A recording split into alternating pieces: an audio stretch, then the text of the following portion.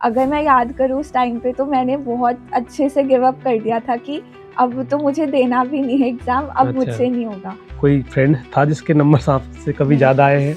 अगर आप पहले से खुद का मन बना लेंगे तो फिर चाहे शहर कोटा हो या जयपुर हो, उसमें कहीं पे भी आप प्रेशर ले सकते हैं। पूरे अपने डेली रूटीन को लेके एक चीज़ ये स्पेशल करी थी कि उस टाइम पे आप वो सर सिर्फ एक टैग होता है कि हमने इस इंस्टीट्यूट से पढ़ाई की है या इस शहर से, बाकी आपका खुद का ही हौसला काम है। जनरली स्टूडेंट्स ऐसा करते हैं कि वो नींद पे कॉम्प्रोमाइज़ करते हैं। मेरा सिलेक्शन होने में ये काफ़ी इम्पोर्टेंट फैक्टर था। मतलब वो एक फाइन लाइन होती है, कभी एक्साइटेड हो रहे होते हो और कभी नर्वस हो रहे होते हो। 45 minutes was completely for biology. उसमें भी मैं पहले बॉटनी करती थी और फिर जूलॉजी। नहीं हो पाएगा, इतना सारा सिलेबस कवर नहीं होगा और क्वेश्चंस भी नहीं बन रहे थे। तो आपने जो ड्रॉप ईयर के अंदर जो प्रिपरेशन करी थी वो सेल्फ करी थी या फिर किसी इंस्टीट्यूट से करी थी? सर मेरे को भी काफ़ी थोड़ा गलत फेज़ आया था जहाँ पे मैंने बहुत सोच लिया था, ओवरथिंकिंग कर ली थी कि अब तो मुझसे तो नहीं होगा, थोड़ा गिव अप भी कर ही दिया था। जो स्टूडेंट ये सोचते हैं कि नहीं जो नीट यूजी की तैयारी होगी तो सिर्फ कोटा में ही अच्छी होगी, तो उसके लिए क्या कहोगे? आपका बेस्ट क्या है ये आपको पता होता है, किसी और का बेस्ट उस पे आप खुद को जज। फिर उसके बाद जब क्लासेस ख़त्म हो गई तब मुझे भी रियलाइज़ हुआ कि अच्छा अब इतना सारा कोर्स मुझे अकेले करना है। जब रिजल्ट आया आपका एग्ज़ाम का, तो रिजल्ट कैसा रहा आपका उस दिन? सर रिज़ल्ट वाला दिन मतलब हेलो स्टूडेंट्स, वेलकम है आपका फिर से आज नीट यूजी सक्सेस स्टोरी के नए पॉडकास्ट में। और आज के पॉडकास्ट में हमारे जो गेस्ट हैं वो हैं future doctor Ishani. Doctor Ishani UG को क्रैक करके आज एसएमएस मेडिकल कॉलेज के अंदर एमबीबीएस की फर्स्ट ईयर की स्टडी कर रहे हैं। तो अभी हम जानेंगे ईसानी से उसकी पूरी जर्नी, उन्होंने किस तरह से पूरी तैयारी करी। तो ईसानी, वेलकम है आपका पॉडकास्ट के अंदर। Hello sir. तो ईसानी, आप बताइए कि आप प्रॉपर कहाँ से बिलोंग करते हैं? सर मैं इधर जयपुर से ही बिलोंग करती हूँ। ओके। और आपने जो नीट यूजी प्रिपरेशन की जर्नी स्टार्ट करी थी वो कौन सी क्लास से स्टार्ट कर दी थी? वैसे ये ड्रीम मेरा कि मुझे नीट यूजी क्रैक करना है, ये मेरा हमेशा से ही मतलब काफ़ी यंग एज से ही मेरा ये गोल था। पर प्रॉपर प्रिपरेशन शुरू करना मैंने 11th क्लास से शुरू कर दिया था। तो आपकी लाइफ में वो मोटिवेशन फैक्टर या फिर वो इंसान या वो चीज़ क्या थी जो आपको डॉक्टर बनने के लिए मोटिवेट करती थी? काफ़ी हद तक सेल्फ मोटिवेशन भी था। तो जब पहले से डिसाइड कर लिया था कि हाँ कहीं ना कहीं इस फील्ड में इंटरेस्ट है मेरा, और जब खुद की तबीयत ख़राब होती थी या घर में भी किसी की होती थी और हॉस्पिटल जाना पड़ता था, तो एक बार लगता था कि हाँ इधर आना है। और पढ़ाई में भी बायोलॉजी एज अ सब्जेक्ट काफ़ी इंटरेस्टिंग लगता था, तो वो भी एक फैक्टर था। इन सब के साथ साथ फैमिली का भी मोटिवेशन था ही, उनकी भी इच्छा थी कि हाँ हमारी बेटी डॉक्टर बने। तो आपकी फैमिली में से कोई बैकग्राउंड मेडिकोज है? जी नहीं सर, मैं मेरी यू आर द फैमिली में फर्स्ट हाँ मेडिको? मेडिकल फील्ड में मैं पहली ही हूँ। ओके। तो आपने शुरू से मतलब आपका ड्रीम जो था वो पहले से ही था, राइट? और हाँ। आपका सेल्फ मोटिवेशन था। सेल्फ मोटिवेशन भी था। आपकी मतलब एक तरह से आपके एनवायरनमेंट ने आपको सेल्फ मोटिवेशन दिया है कि मुझे इन फ्यूचर जाके डॉक्टर जी बनना सर। है। तो आपने जर्नी कब से स्टार्ट कर दी थी, मतलब प्रिपरेशन फुल मोड पे आपने कब से स्टार्ट कर दी थी? सर फुल प्रिपरेशन 12th में मतलब आने के बाद मैंने काफ़ी सीरियसली प्रिपेयर करना शुरू करा, और फिर उसके बाद मेरा एक ड्रॉप ईयर था, तो उस ड्रॉप ईयर में I was fully focused for the preparation. तो 12th के बाद ड्रॉप ईयर आपने एग्ज़ाम क्रैक ना होने की वजह से लिया, कोई और रीज़न था? नहीं सर मेरा फर्स्ट अटेम्प्ट में ही क्लियर हुआ, बट 12th जब मैंने पास आउट करी थी तब मेरी एज कम थी। अच्छा, आपकी एज नहीं हो पाई थी? Yes sir. नीट के लिए क्राइटेरिया मिनिमम एज 17 ईयर्स था, तो तब मेरी एज क्राइटेरिया में एलिजिबल नहीं थी, तो इस वजह से मुझे ऑटोमेटिकली एक ड्रॉप लेना पड़ा था। तो आपने मतलब 11th क्लास को एज ए प्रिपरेशन रखा था या फिर स्कूल के लेवल पे? स्कूल टाइम मैंने एंजॉय करा था, उस मैंने 11th काफ़ी मतलब स्कूल को ही डेडिकेट करा था। फिर उसके बाद मैंने थोड़ा मतलब 12th में फोकस्ड हो गए थे, राइट? 12th में फोकस थोड़ा आया, और फिर ड्रॉप ईयर में फुली फोकस्ड। ड्रॉप ईयर में फुली फोकस्ड आए। Yes, okay. तो 12th में आपने सिर्फ जब आप पढ़ रहे थे 12th के अंदर तो सिर्फ 12th की चीज़ें रखी थी या फिर 11th की चीज़ें भी आपने उठा ली थी पढ़ने के लिए? सर 12th में 12th का ही मैंने करा था, क्योंकि 11th में मैंने ज़्यादा ध्यान नहीं दिया था, तो इतने क्लियर कंसेप्ट्स नहीं थे मेरे कि मैं उन्हें खुद से वापस से देख सकूं, तो मैंने 12th में 12th पे ज़्यादा ध्यान दिया। और तभी मैंने सब्जेक्टिव ऑब्जेक्टिव क्वेश्चन 12th का मैंने साथ साथ में करा था। ओके। तो आपने जो ड्रॉप ईयर के अंदर जो प्रिपरेशन करी थी वो सेल्फ करी थी या फिर किसी इंस्टीट्यूट से करी थी? सर मैंने कोटा में ही एक कोचिंग सेंटर से प्रिपरेशन करी अच्छा, थी तो नीट की। आपका होम टाउन जयपुर है और आप कोटा गए थे, तो आप वहाँ पे प्रिपरेशन के लिए गए थे, राइट? कोचिंग प्रेशर काफ़ी रहता है, कोचिंग इंस्टीट्यूट्स, आपको हर जगह कोचिंग इंस्टीट्यूट्स और बच्चे दिखेंगे, उस बात पे कोई भी डिनाई करने वाली बात नहीं है। लेकिन सर अपना खुद का भी एक डिसिप्लिन होता है और कंट्रोल होता है। तो अगर आप खुद इतने डेडिकेटेड हो और आप खुद इतने समझ रहे हो कि मुझे मेरी पढ़ाई से मतलब होना चाहिए और मुझे बाकी कंपटीशन को नहीं देखना चाहिए, तो सर कोटा शहर बिल्कुल ख़राब नहीं है। अगर आप उसे पॉजिटिव वे में लेंगे तो कोटा आपको मोटिवेट करता है। वहाँ पे जब आप और बच्चों के साथ रहते हो तो आपको मोटिवेशन मिलता है कि हाँ मुझे भी करना है। और टीचर्स भी वहाँ पे, फैकल्टी भी बहुत अच्छी है, तो वो भी आपको कंटिन्यूस इनकरेज करते रहते हैं। और फिर जब आप थोड़ा घर से दूर रहते हैं, फ्रेंड से दूर रहते हैं, तो आपकी प्रिपरेशन ज़्यादा अच्छे से हो पाती है। एक पर्पसफुल प्रिपरेशन हो पाते कि जिस पर्पस के लिए सारी चीज़ छोड़ रखी है पहले वो फुलफिल हो जाए। जी सर। और आप वो आपके नज़रिए पे डिपेंड करता है कि आप कैसे देख रहे हैं। अगर आप पहले से खुद का मन बना लेंगे तो फिर चाहे शहर कोटा हो या जयपुर हो, उसमें कहीं पे भी आप प्रेशर ले सकते हैं, डिप्रेसिंग एनवायरनमेंट हो सकता है। जो स्टूडेंट ये सोचते हैं कि नहीं जो नीट यूजी की तैयारी होगी तो सिर्फ कोटा में ही अच्छी होगी, तो उसके लिए क्या कहोगे? ये ऐसा सर कहीं ज़रूरी नहीं है कि कोटा में ही अच्छी तैयारी होती है। वही बात आ जाती है वापस कि आप खुद अगर डेडिकेटेड हो तो आप जयपुर से भी कर सकते हो और आप किसी गांव से भी कर सकते हो। उसके लिए कोटा ही ज़रूरी नहीं बिल्कुल। है। काफ़ी स्टूडेंट ऐसे भी हैं जो ऑनलाइन कोचिंग्स लेके रूरल एरिया से भी क्वालिफाइड हो रहे हैं। जी सर। तो ये आपके टोटल डेडिकेशन पे डिपेंड करता है, जी। ना कि किसी इंस्टीट्यूट या शहर पे डिपेंड करता है, राइट? वो सर सिर्फ एक टैग होता है कि हमने इस इंस्टीट्यूट से पढ़ाई की है या इस शहर से। बाकी आपका खुद का ही हौसला काम में आता है। तो वहाँ पे आप जो कोटा में रहते थे तो किसी पीजी हॉस्टल में रहते थे या फिर रूम लेके रहते थे? हॉस्टल सर, कोचिंग के पास में ही 4-5 घर छोड़कर तो हॉस्टल था। हॉस्टल का जो माहौल था वो पढ़ाई के लिए था या फिर मौज मस्ती वाला था? किस तरह का माहौल था? सर वहाँ पे हर तरह के बच्चे थे, कुछ सिर्फ घूमने पे भी ध्यान देते थे और कुछ पढ़ने में भी लगे रहते थे। तो मेरा भी डबल शेयरिंग वाला रूम था। तो मैं और मेरी रूममेट हमने ऐसा फिक्स कर रखा था कि हमें इस टाइम से इस टाइम तक पढ़ाई करनी है, फिर हम बात भी करेंगे, फिर हम बाहर भी जाएंगे आसपास। पर वो वही था कि पढ़ाई का एक टाइम फिक्स था कि इतना तो पढ़ना ही पढ़ना है। इतना तो पढ़ना है, मतलब डेली का टारगेट लेकर चलते थे कि हाँ आज इतने क्वेश्चंस करने हैं या आज जो क्लास में पढ़ाया उसे करना है। तो फिर वो करने के बाद सर ब्रेक में हम भी बात करते थे या नीचे जाते थे। तो हॉस्टल में भी काफ़ी सपोर्टिंग एनवायरनमेंट था वार्डन का और बाकी अथॉरिटीज़ का। तो हॉस्टल लाइफ भी अच्छी थी। तो ईसानी आपका स्टडी के टाइम पे, प्रिपरेशन के टाइम पे डेली रूटीन क्या रहता था? सर डेली रूटीन यही था कि मैं रोज़ अराउंड 5:36 उठ जाती थी। मॉर्निंग में 7 o'clock से क्लासेस रहती थी, मॉर्निंग बैच था क्लासेस का। तो उठने के बाद वही डेली रूटीन, मतलब काम, फ्रेशन अप होने का, और वैसे थोड़ा बहुत एक बार पढ़ाई का देख लेती थी टाइम टेबल के अकॉर्डिंग कि आज इन सब्जेक्ट्स की क्लासेस है, ये टॉपिक्स कवर होंगे, तो थोड़ा एक बार देख लिया। उसके बाद 7 to 1:30 क्लासेस रहती थी। क्लासेस में फुली डेडिकेटेड आपको पढ़ाई करनी होती है। मॉर्निंग बैच था मतलब? मॉर्निंग बैच का, यस सर। फिर उसके बाद 1:30 मैं फ्री होती थी कोचिंग से, और क्योंकि हॉस्टल पास में था तो आने जाने का टाइम मेरा बच जाता था। फिर उसके बाद 2-2:15 तक मैं लंच कर लेती थी नीचे मेस में। और उसके बाद रूम पे आने के बाद जनरली बहुत बच्चे थक जाते हैं, लेकिन ऐसा था कि नीट का टाइमिंग 2 to 5 है। तो उस टाइम पे अगर आप सो जाओगे तो आपकी बॉडी क्लॉक वैसे ही सेट हो जाएगी। तो इसीलिए मैं उस टाइम सोना अवॉइड करती थी।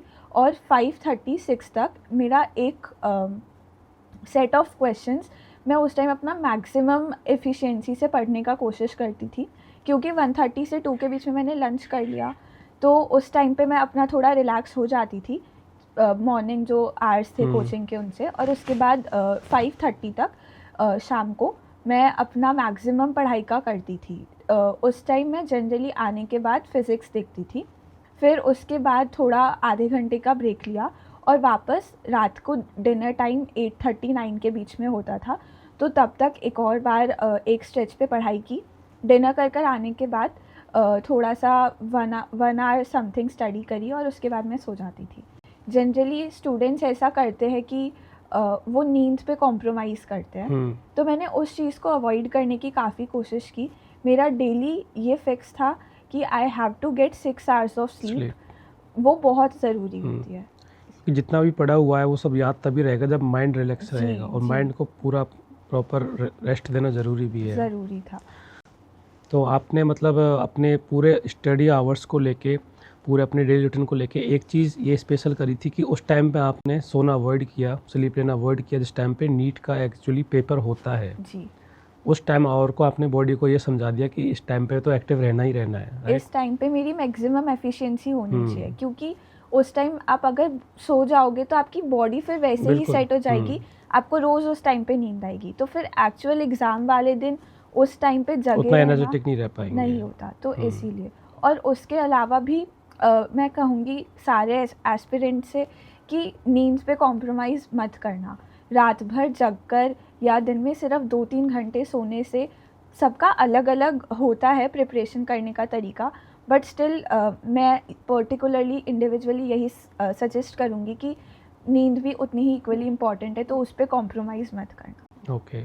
तो अगर पर्टिकुलरली आवर्स में देखा जाए तो आप पर्टिकुलर डे में लगभग कितने आवर्स की स्टडी रखते थे, सेल्फ स्टडी? मेरी आराम से 9 to 10 आवर्स हो जाती थी sir study. 9 to 10 hours self study रखते थे? सेल्फ स्टडी हो जाती थी, कभी कम भी हो सकती है, लेकिन क्वांटिटी से ज़्यादा क्वालिटी मैटर करती है कि आप अगर 3 घंटा भी पढ़ रहे हो तो 3 घंटे में आपकी क्वालिटी अच्छी होनी चाहिए। बिल्कुल।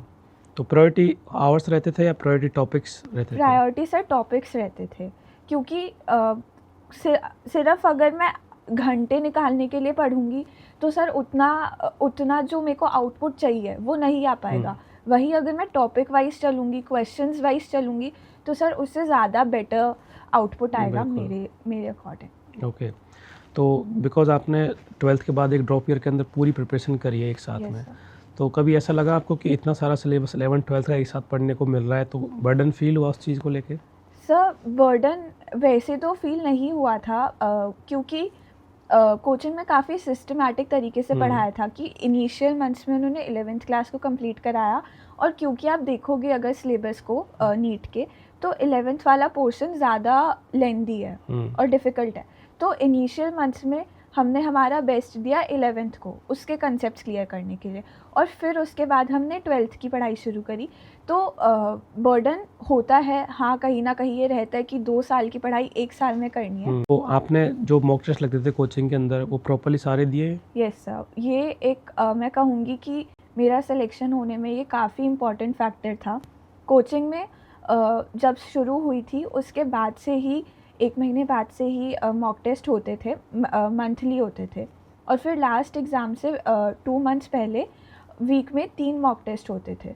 तो उस टाइम मॉक टेस्ट बहुत फुल्ली मतलब डेडिकेशन से, बहुत शिद्दत से देने पड़ते हैं सर, तब उससे कॉन्फिडेंस बहुत गेन होता है, तो इसीलिए वो भी वहाँ से सारी मिस्टेक्स पता चलती है। जी सर, जो भी मिस्टेक्स अपन ने वहाँ की वो इन फ्यूचर अपन रिपीट ना करें, इसलिए वो भी बहुत ज़रूरी है मॉक टेस्ट। क्योंकि आप मॉक टेस्ट देकर आते हो और फिर आप आने के बाद क्वेश्चन पेपर देखते हो, तो उसमें आपको पता चलता है कि यहाँ मैंने ये गलती करी थी इसीलिए क्वेश्चन गलत हुआ, या यहाँ मैं टाइम सेव कर सकती थी इस तरीके से कर कर, तो उससे आपको बहुत नई चीज़ें पता चलती है, और आपका फिर स्कोर भी जब अच्छा आता है तो आपको कॉन्फिडेंस आता है, या आपको मोटिवेशन मिलती है कि हाँ अब मुझे और अच्छे से करना है, या ये मैं और अच्छे से कर सकती हूँ। ओके।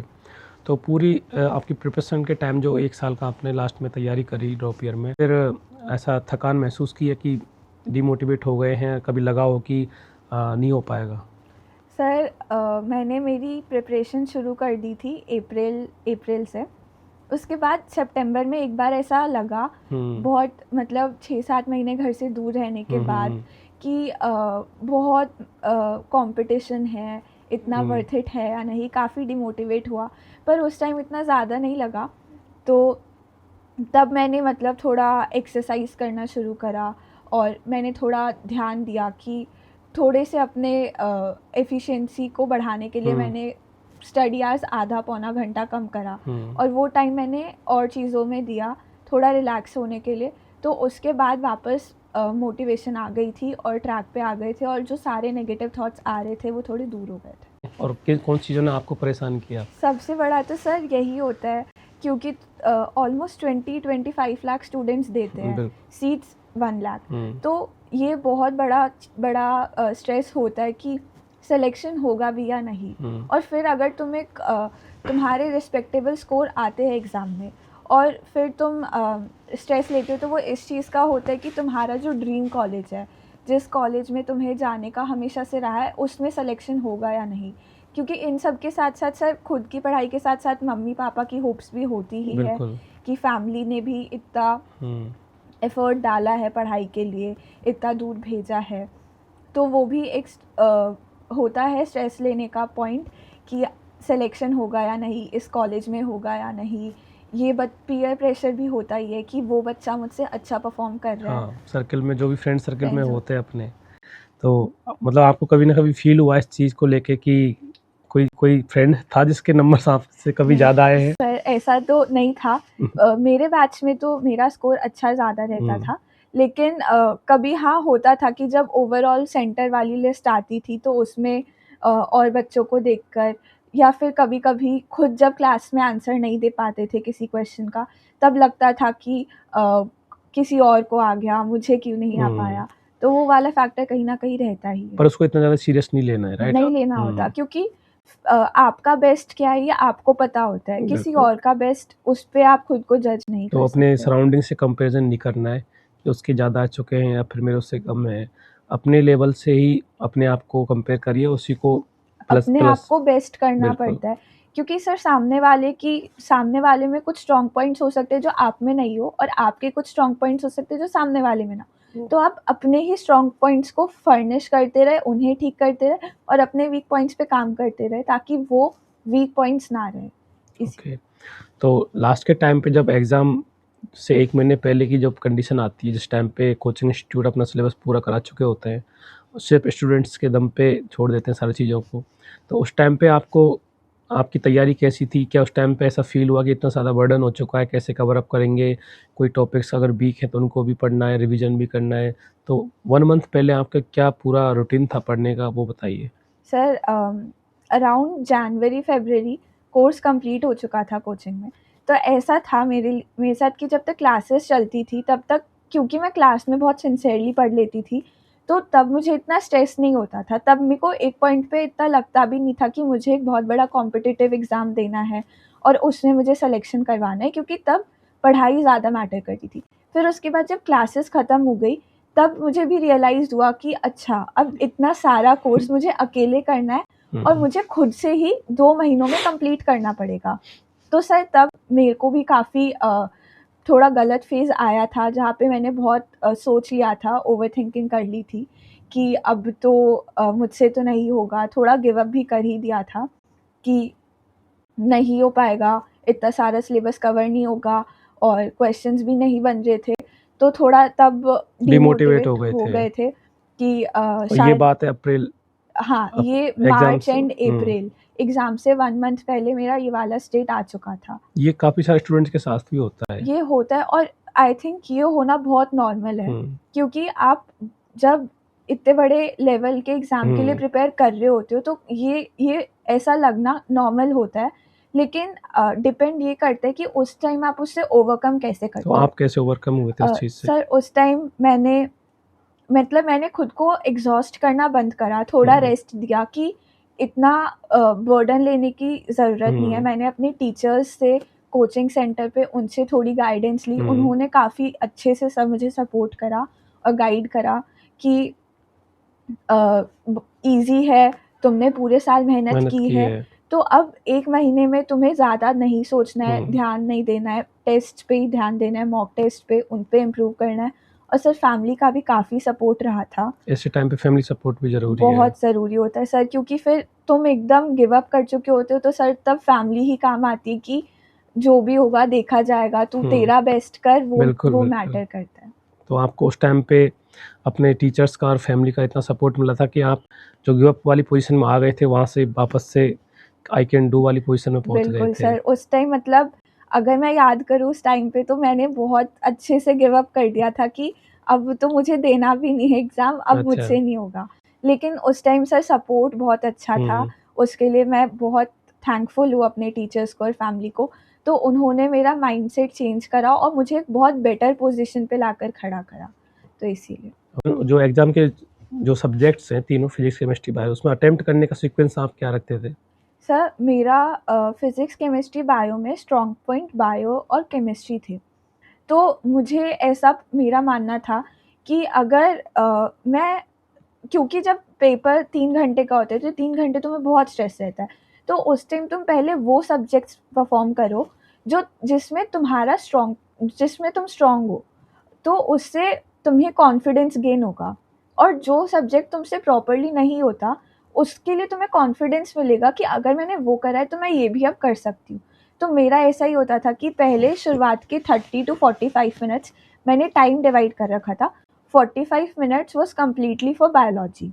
उसमें भी मैं पहले बॉटनी करती थी और फिर ज़ूलॉजी। फिर 45 मिनट्स के बाद 1 hour 15 minutes, 1 hour almost it was for chemistry. मेरी केमिस्ट्री भी काफ़ी स्ट्रॉन्ग थी, तो इसलिए मुझे केमिस्ट्री में भी ज़्यादा टाइम नहीं लगता था। और फिज़िक्स मेरा कंपैरेटिवली वीक था, तो 1.5 आवर्स मैं फ़िज़िक्स को डेडिकेट करती थी लास्ट में।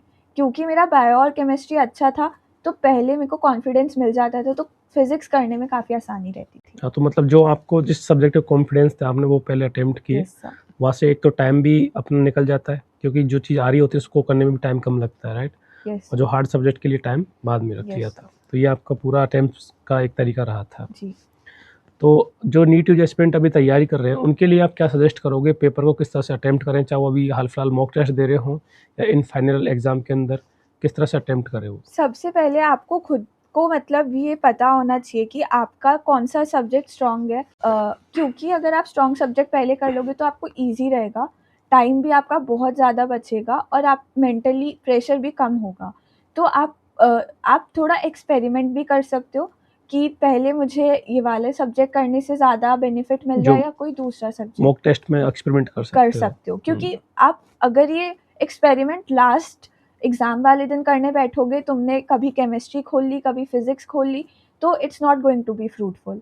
तो पहले तुम्हें देखना चाहिए, और जिस सब्जेक्ट को पहले करने से तुम्हारे को बेस्ट लग रहा है कि हाँ, अब मुझ में इतना कॉन्फिडेंस आ गया है, तो फिर नेक्स्ट सब्जेक्ट की तरफ मूव ऑन करो।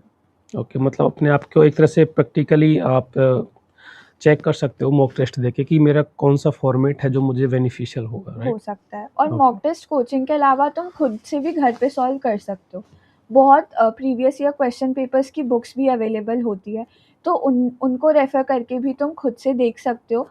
3 घंटे निकाल ले कोचिंग से आने के बाद, और तुमने देख लिया कि ये सब्जेक्ट पहले करने से मेरी एफिशिएंसी सबसे ज़्यादा आ रही है स्कोर में, तो पहले अपन ने वो कर लिया।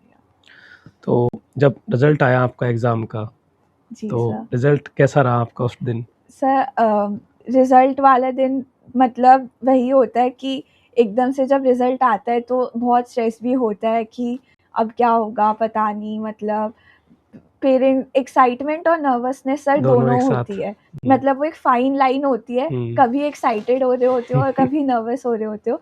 पर वो भी होता है कि जब तुम एग्ज़ाम देकर आते हो तो तुम्हें इतना रफ़ आइडिया होता है कि हाँ, 650 प्लस आ जाएँगे या 680 प्लस आ जाएँगे। तो वो कहीं न कहीं रहता है दिमाग में। तो फिर रिज़ल्ट वाले दिन अराउंड 4 बजे रिज़ल्ट आया था। तो साइट ओपन की तो पहले साइट क्रैश थी, फिर उसके बाद देखा तो मार्क्स भी अच्छे, रैंक भी अच्छी, तो काफ़ी फैमिली मेंबर्स का क्या रिएक्शन था? फैमिली सर बहुत खुश थी, मतलब हुँ। क्योंकि मेरे साथ-साथ उनकी भी बहुत बहुत मेहनत ज़्यादा थी, मेहनत थी। उनका भी बहुत पेशेंस था, हुँ। उनके भी एफ़र्ट्स थे। तो जितनी मैं खुश थी हुँ। मुझसे कहीं ज़्यादा खुश पेरेंट्स और फैमिली ही थी सर। ओके। तो आपने लास्टली आपका जो ड्रीम था वो अचीव कर लिया था, यस राइट? सर। बीच में आपके साथ ऐसे फेज़ भी आए जहाँ आपने गिव अप करने का भी सोचा, जी पर सर। आपने उसको अपने ऊपर हावी नहीं होने दिया। जी। उसको भी ओवरकम करते हुए आपने आज अपना ड्रीम अचीव किया है। तो नीट यूजी एस्पिरेंट को अभी आप क्या 3 एडवाइस देना चाहोगे कि वो इन चीज़ों को करें ही करें, उनको स्किप ना करें? सबसे पहले तो मैं यही कहूँगी कि क्लासेस बहुत सिंसियरली लो। मतलब मेरे बैच में सर कई ऐसे बच्चे थे वो क्लासेस कभी बंक करते थे और क्लास में होते थे तो वो सीरियसली नहीं पढ़ते थे, लेकिन मुझे ऐसा लगता है कि मेरा ये गोल अचीव करने का सबसे पहला और प्राइम फैक्टर यही था कि मैंने क्लासेस काफ़ी डेडिकेटेडली ली थी। क्लास में फुल कंसंट्रेशन रखो, टीचर की बात सुनो। तो अगर तुम क्लासेस रेगुलरली अटेंड करते हो तो तुम्हारा काफ़ी कंसेप्ट क्लियर हो जाता है। और उसके बाद सेकंड मैं ये कहूँगी कि क्वेश्चन जब तुम मॉक टेस्ट दे रहे हो तो मॉक टेस्ट भी बहुत सिंसियरली दो और आने के बाद उन क्वेश्चन पेपर्स को गो थ्रू करो। जितना ज़्यादा तुम क्वेश्चन पेपर्स से गो थ्रू करोगे उतना ज़्यादा ही तुम खुद को फर्निश करोगे, तुम्हारी उतना ही इम्प्रूवमेंट होता जाएगा। और तीसरा कि खुद पे बिलीव करो, मतलब अगर तुम्हें पता है कि तुम मेहनत कर रहे हो उतनी मेहनत जितनी ये फील्ड रिक्वायर करता है तो कहीं ना कहीं तुम सही कर रहे हो। तो कभी कभी लो फेज भी आएगा, लेकिन उस टाइम बस थोड़ी हिम्मत रखनी पड़ती है, वरना फिर क्लियर हो ही जाता है सर। लास्ट में सब सही हो जाता है, बस खुद पे इतना बिलीव रखना पड़ता है कि जो तुमने करा वो बहुत अच्छा करा। और क्योंकि इन फ्यूचर भी आप डॉक्टर बनोगे अगर इसको क्रैक करते भी हो तो। और डॉक्टर का फील्ड एक ऐसा है कि वहाँ पे आपको जो आज आप पढ़ रहे हो उससे भी 10 गुना ज़्यादा पढ़ना है जी। तो कभी भी इस चीज़ से तो डिमोटिवेट होना ही नहीं है कि हमारे पास इतना सिलेबस है या फिर इतनी सारी चीज़ें करनी है। तो आज के पॉडकास्ट के अंदर आपने इतनी सारी अच्छी बातें बताई हैं न्यू टू जे एस्पिरेंट को, कहीं ना कहीं वो उनके लिए हेल्पफुल रहेंगी क्योंकि हर एक न्यू टू जे एस्पिरेंट इस बात से जूझता ही है। बहुत सारे स्टूडेंट्स हैं जो सिलेबस के बर्डन से जूझते हैं, कुछ मॉक टेस्ट के अटेम्प्ट्स और मॉक टेस्ट के मार्क्स से जूझते हैं। तो आपने उन सब लोगों को ये बताया कि जिस तरह से आपने भी ओवरकम किया है बीच में डिमोटिवेशन को, डिप्रेशन को, और आपने जो भी बीच में एंजाइटी फील करी थी सिलेबस को लेके, काफ़ी स्टूडेंट भी फील करते होंगे, लेकिन आप उनके लिए एक बेस्ट एग्जांपल हो कि आप उन सब चीज़ों को क्रॉस करके आज अपना ड्रीम कॉलेज अचीव कर चुके हो, अपनी ड्रीम रैंक अचीव कर चुके हो, राइट। सो आज के हमारे जो पॉडकास्ट गेस्ट थे उन्होंने अपनी पूरी प्रिपरेशन जर्नी के दौरान एक टाइम उनकी प्रिपरेशन जर्नी में ऐसा भी आया था जब उन्होंने सोचा कि गिव अप कर दें, बिकॉज़ उनको लगा कि इतना सारा सिलेबस है, इतनी सारी चीज़ें हैं, उनको कैसे हैंडल किया जाए, कि किसको रिवाइज़ करें, किसको छोड़ें, किसके मॉक टेस्ट करें। तो वो एक ऐसा टाइम भी आया एग्ज़ाम से 1 महीने पहले जब वो बिल्कुल इस चीज़ को सहन नहीं कर पा रहे थे कि क्या करें, क्या ना करें। इस वजह से उनके 10 या 15 दिन अपनी पूरी प्रिपरेशन के ख़राब हो चुके थे। बट इट नॉट मीन कि उन्होंने वो चीज़ बिल्कुल गिव अप कर दी, छोड़ दी। वापस से उन्होंने अपना जो भी दिक्कत थी उसको फैमिली के साथ शेयर किया, अपने टीचर्स के साथ शेयर किया और वापस अपने उसी रूटीन पे आ गए जो रूटीन पे वो चाहते थे कि मैं उस रूटीन पे आके एग्ज़ाम को क्रैक करूँ। और वो आज के आपके गेस्ट रह चुके हैं। तो ये मान के चलिए कि अगर आपको फ़ील भी होता है कहीं पे डिप्रेशन, तो आपको डिमोटिवेट होने की ज़रूरत नहीं है। आपके सामने लाइव एग्ज़ाम्पल रख दिया है। तो जस्ट अपनी पढ़ाई को कंटिन्यूअस रखिए, बिल्कुल डिमोटिवेट मत होइए, बस मॉक टेस्ट देते रहिए, सिलेबस को अपनी कवर अप करते रहिए। ये बहुत ज़्यादा आपके लिए इन फ्यूचर हेल्पफुल रहेगा। So Ishani, thank you so much आज के Thank you, sir. पॉडकास्ट में आने के लिए। It was nice to come here, sir. Thank okay. you.